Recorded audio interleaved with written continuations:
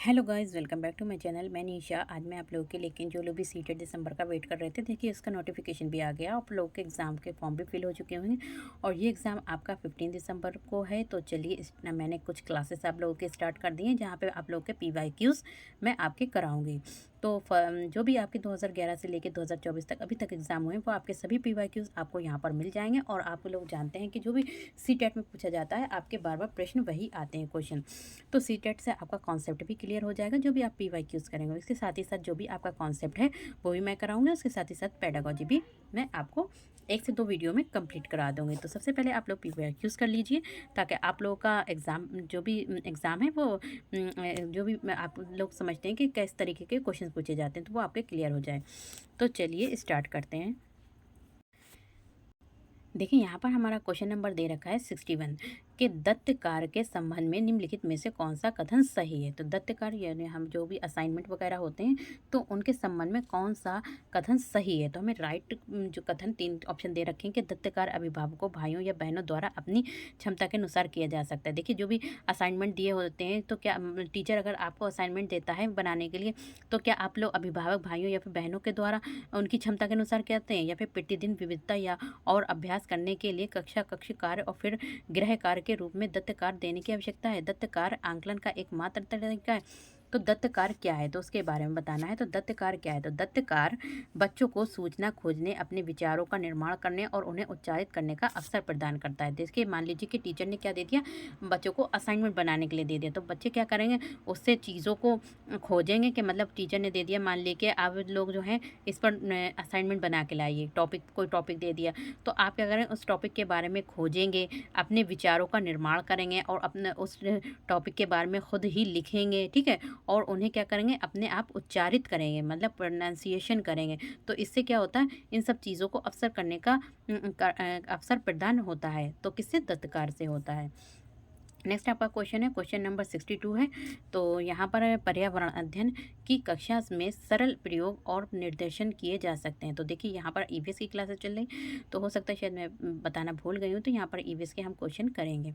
तो पर्यावरण अध्ययन की कक्षा में सरल प्रयोग और निर्देशन किए जा सकते हैं। देखिए EVS की कक्षा में कह रहे हैं कि सरल प्रयोग यानी कि बहुत ही ईजी तरीके से प्रयोग और निर्देशन किया जा सकता है। तो कैसे किए जा सकते हैं, तो ये किए जा सकते हैं बच्चों को स्वयं सीखने के योग्य। देखिए जो EVS है वो कहता है कि बच्चों को, जो इन्वायरमेंटल स्टडी है वो कहता है कि बच्चों को खुद सीखने के योग्य बनाए, मतलब खुद ही करके सीखें। तो बच्चे जो हैं यहाँ पे करेंगे स्वयं सीखने के लिए योग्य बनाने और अवलोकन कौशलों को पैना करने के लिए निर्देशन दिए जा सकते हैं। नेक्स्ट आपका क्वेश्चन है यहाँ पे, जैसे कि अगर हम बात करें कि क्या मतलब बच्चे क्या करते हैं, तो अगर किसी भी ज्ञान को बच्चे खुद अपने परिश्रम से, अपनी बुद्धि से तथा अपनी क्षमता से अर्जित करते हैं, तो वो उस ज्ञान को पूर्ण रूप से समझने में सक्षम होते हैं। अतः इससे बच्चे में स्वयं सीखने की क्या होती है, प्रबलता बढ़ती है। नेक्स्ट आपका क्वेश्चन है, क्वेश्चन नंबर 63 है। दुर्गा एक गांव में रहती है और लकड़ी का गोबर से उपले का ईंधन इस्तेमाल करती है। तो दुर्गा क्या है, दुर्गा एक गांव में, कहाँ रहती है, गांव में रहती है, और लकड़ी या फिर गोबर के ओपलों का ईंधन कार्य, जो भी खाना बनाती है तो वो लकड़ी या फिर गोबर के ओपलों से चूल्हे पर खाना बनाती है। पिछले 3 महीने से उसे तेज खांसी आ रही, इसका कारण क्या हो सकता है। तो इसका कारण क्या हो सकता है, तो इसका कारण ये है कि यहाँ पे क्या है, तो इसका कारण ये है कि ईंधन के जलने से उत्पादित, कह रहे हैं कि ईंधन के जलने से उत्पादित कार्बन मोनोऑक्साइड जो है, मोनोऑक्साइड जो जा उसके श्वसन नली में जमा हो गई।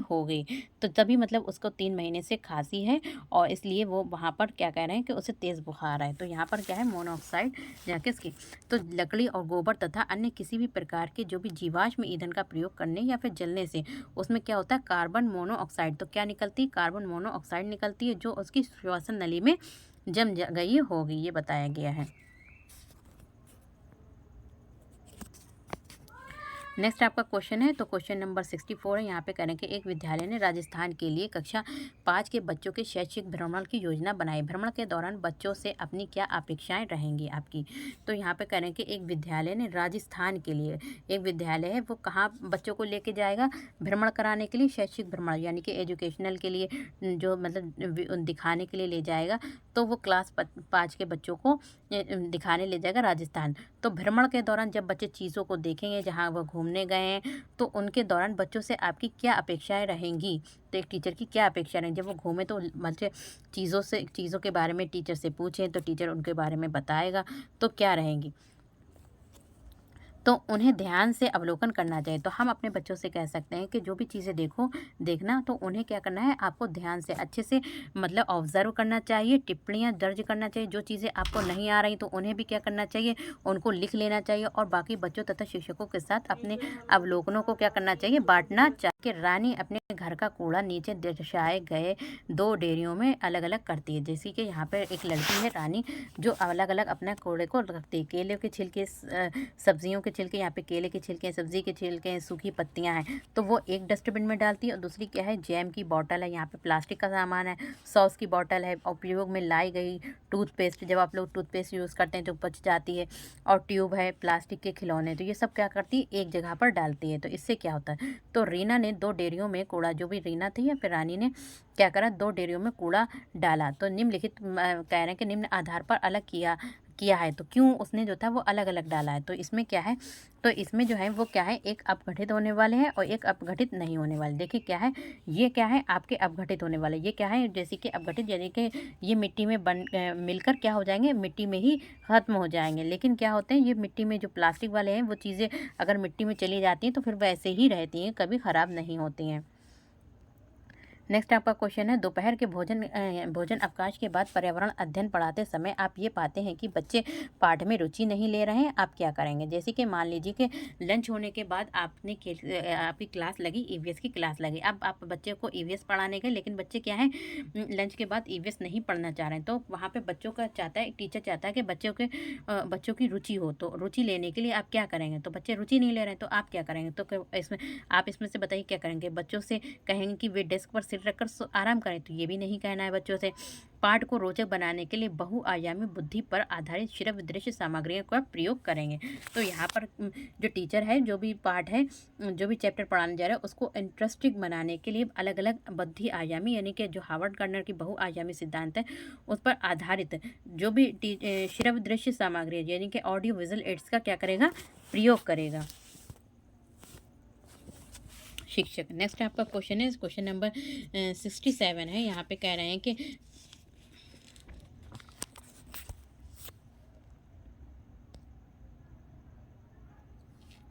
पर्यावरण अध्ययन के शिक्षक के रूप में आप बच्चों को चिड़ियाघर ले जाने की योजना बनाते हैं। मान लीजिए कि आप बच्चों को ईवीएस पढ़ाते हैं और आप चाहते हैं कि अपने बच्चों को कहाँ ले जाएं, जू, चिड़ियाघर ले जाने की क्या बनाते हैं, प्लानिंग करते हैं। आप बच्चों को निम्नलिखित में से कौन सी गतिविधि करने की अनुमति नहीं देंगे? ऐसी कौन सी एक्टिविटी है, 4 एक्टिविटीज़ में से कौन सी एक्टिविटी की गतिविधि करने नहीं देंगे? तो हम क्या करें, जैसे कि यहाँ पर क्या करने नहीं देंगे, तो चिड़ियाघर के जानवरों के लिए बहुत सारी खाने की चीज़ें ले जाना, तो इसकी अनुमति नहीं देंगे। बाकी 3 की अनुमति देंगे, लेकिन कैसे की नहीं अनुमति देंगे कि चिड़ियाघर में जो भी जानवर हो उनके लिए बहुत सारी खाने की सामान ले जाएं, तो इसकी अनुमति नहीं देंगे।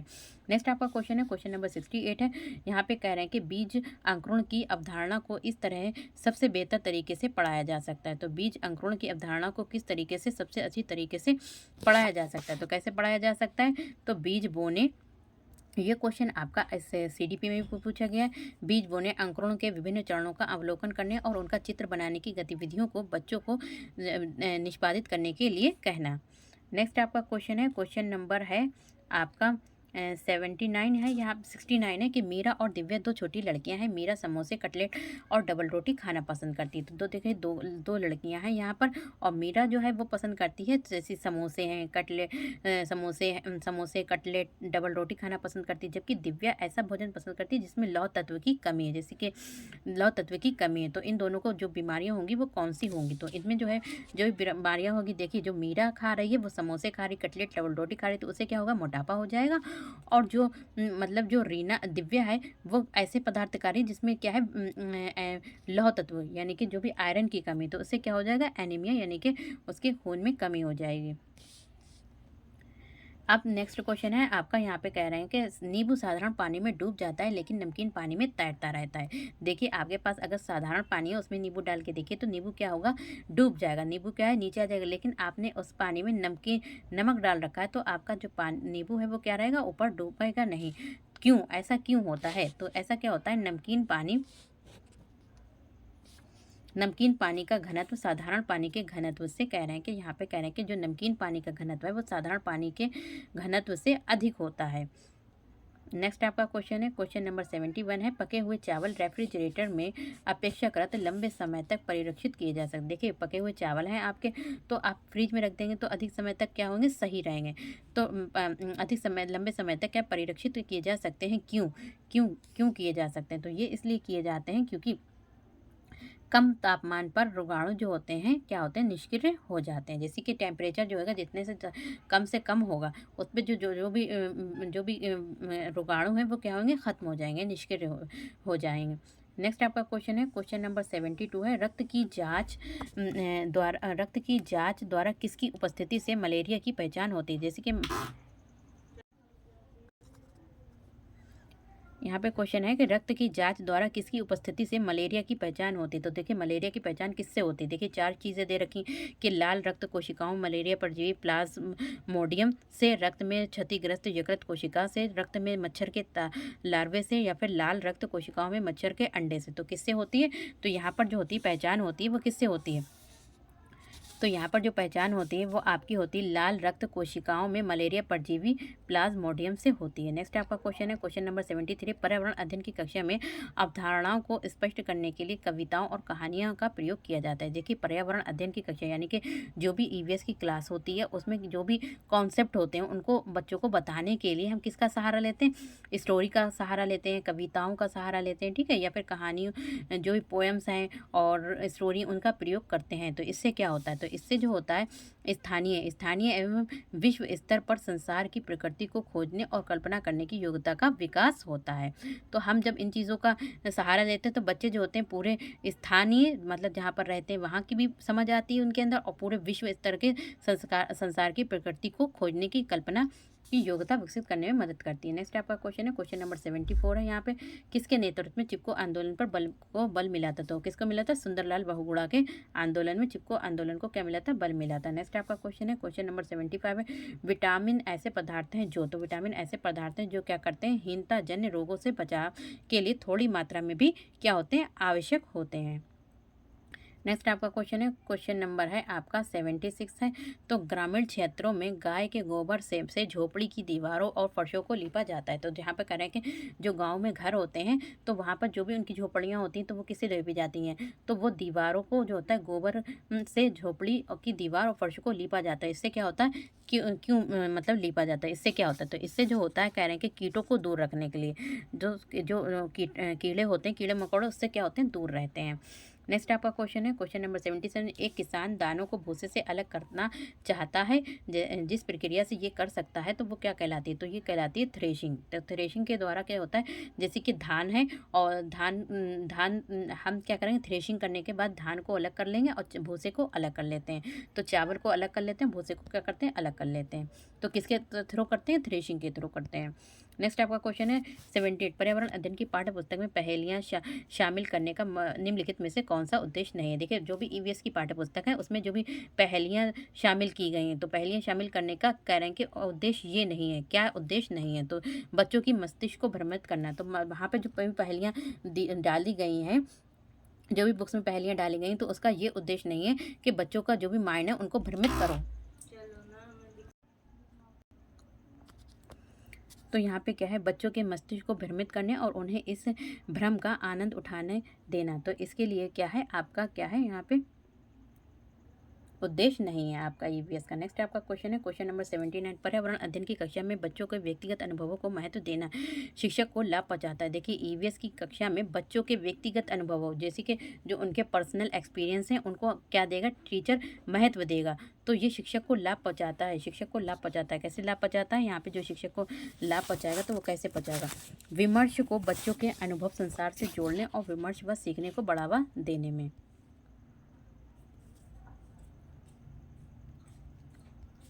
बच्चों को विभिन्न प्रकार के ईंधनों से परिचित कराने के लिए शिक्षक को क्या करना चाहिए? तो शिक्षक को क्या कराना चाहिए?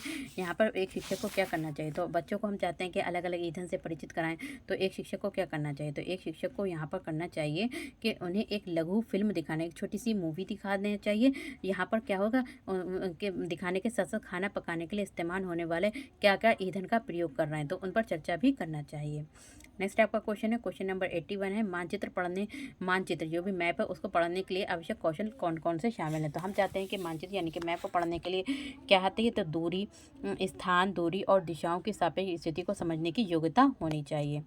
नेक्स्ट आपका क्वेश्चन है, क्वेश्चन नंबर हमारा 82। ये देखा गया है कि पाचन क्रिया बाहर की अपेक्षा आमाशय के अंदर अधिक तेज़ी से होती है। जैसे कि जो भी पाचन क्रिया है, जो भी हमारा पाचन क्रिया है, ठीक है? तो यहाँ पे कह रहे हैं कि वो बाहर की अपेक्षा, तो बाहर की अपेक्षा जो होती है वो अंदर क्या होती है? वो बहुत ही तेज़ी से होती है। क्यों?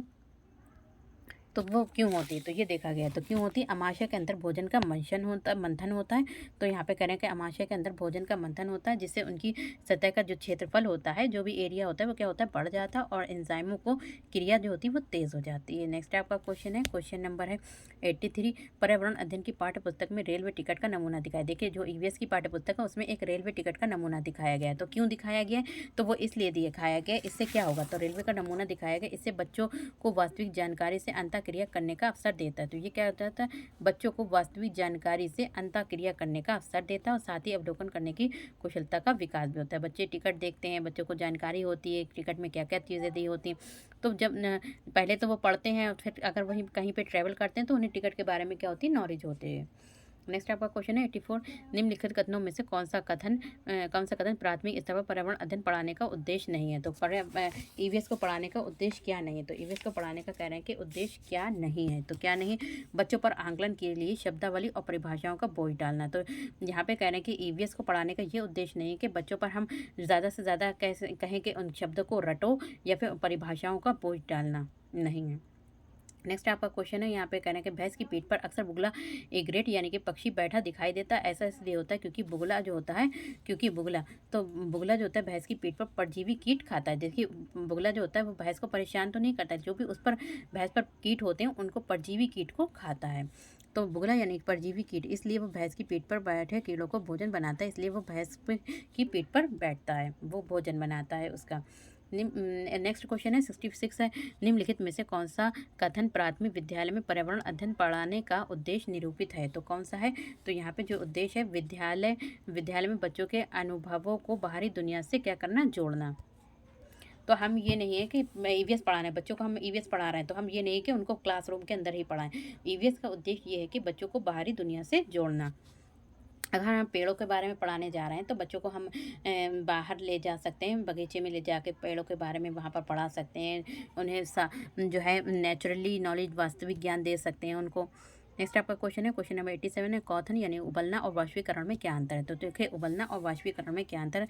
देखिए, वाष्पीकरण जो होता है किसी भी तापमान पर हो सकता है, जबकि उबलना यानी कि क्वथन नहीं होता है। मान लीजिए कि आपने अपने कपड़ों को सूखने डाला है, तो कभी धूप जो होती है वो हल्की होती है, कभी तेज़ होती है। तो जो वाष्पीकरण होता है तो कभी आपके दो कपड़े जो होते हैं वो हल्के सूखते हैं, मतलब जो वाष्पीकरण होता है तो बहुत ही तेज़ी से ना हो, कभी होता है कभी हल्के होता है। लेकिन जो उबलना होता है वो 100 डिग्री पे होता है। जब तक 100 डिग्री नहीं होगी तब तक वो उबलेगा नहीं, पानी बॉयल नहीं होगा। नेक्स्ट आपका क्वेश्चन है, क्वेश्चन नंबर 88 है, एक पुरुष जिसका रक्त ओ है और ब्लड ग्रुप, एक पुरुष है जिसका ब्लड ग्रुप ओ है, ठीक है, और ए रक्त वाली समूह वाले से क्या करता है? शादी करता है। तो उससे पहले बच्चे के रक्त समूह होने जीरो ओ होने की संभावना कितनी रहेगी? तो कितनी रहेगी? तो 50% संभावना रहेगी, क्योंकि उसका जो पिता का ग्रुप है वो ओ है, तो 50% की संभावना रहेगी कि उसके बच्चे की ब्लड ग्रुप ओ हो। टूटता तारा यानी कि उल्का है, तो टूटता तारा क्या है? तो टूटता तारा क्या है? ये क्या है? उल्काब, जो पृथ्वी के वायुमंडल में प्रवेश करते ही क्या पकड़ लेता है? आग पकड़ लेता है। नेक्स्ट आपका क्वेश्चन है, क्वेश्चन नंबर है 90, प्राथमिक स्तर पर आंकलन में शामिल होना चाहिए। तो प्राथमिक स्तर पर आंकलन में क्या शामिल होना चाहिए, यानी कि असेसमेंट में जो शामिल होना चाहिए वो आपका क्या होना चाहिए? तो शिक्षक द्वारा सतत और असंरचनात्मक तरीके से किए गए अवलोकन और को बच्चों और अभिभावकों के साथ बांटना। तो यहाँ पे मैंने आपके 30 क्वेश्चंस करा दिए हैं जो आपके इंपॉर्टेंट थे, और नेक्स्ट वीडियो में मैं नेक्स्ट क्वेश्चन कराऊंगी। नेक्स्ट वीडियो में मैं आपके नेक्स्ट 30 क्वेश्चन कराऊंगी। तो वीडियो पसंद आए तो like share subscribe my channel. Thank you, have a nice day. मिलते हैं नेक्स्ट वीडियो में।